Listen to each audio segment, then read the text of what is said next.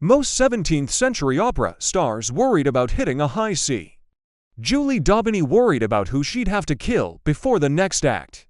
She was a superstar, a world-class fencer, and quite possibly the most chaotic woman to ever walk the streets of Paris. We're talking about a woman who burned down a convent to rescue her lover, and was granted a royal pardon by the king twice. This is the true, wild, and completely unhinged story of the woman they called La Maupin. Born in 1673, Julie didn't have a normal childhood. Her father was the secretary to the Count d'Armagnac, the man in charge of King Louis XIV's stables, while other girls were learning to sew and play the harpsichord. Julie's father had a different curriculum. He trained her in the gentlemanly arts. By age 12, she was out fencing grown men. By 14, she was the Count's mistress.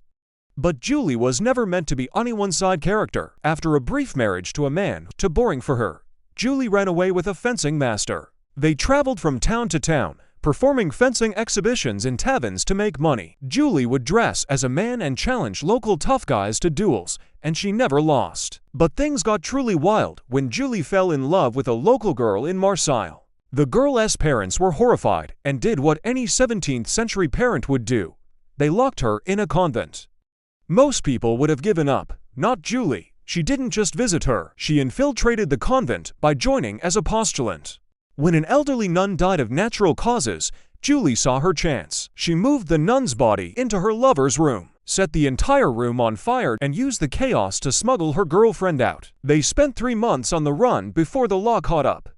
Julie was sentenced to death by burning in absentia because they couldn't catch her. Having conquered the world of arson and kidnapping, Julie decided she wanted a new challenge. Opera. Despite being a self-taught singer, she had a voice that could bring the King of France to tears. She moved to Paris, changed her name to La Maupin, and became the star of the Paris Opera. But she kept her sword under her dress just in case.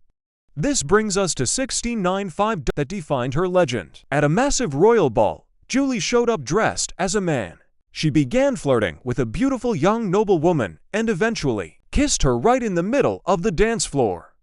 3 noblemen, offended by her lack of decorum, challenged her to a duel. Julie didn't apologize, she smiled.